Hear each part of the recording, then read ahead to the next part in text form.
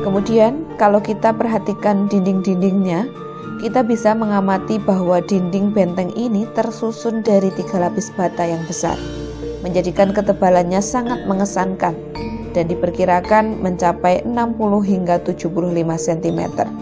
Ini merupakan sebuah bukti betapa kokohnya pertahanan di masa itu. Perhatikanlah sisa-sisa bata yang masih terlihat. Mereka ini sungguh luar biasa. Ukurannya mencapai sekitar 1 kilan atau 1 jengkal tangan orang dewasa. Sangat lebar dan juga tebal.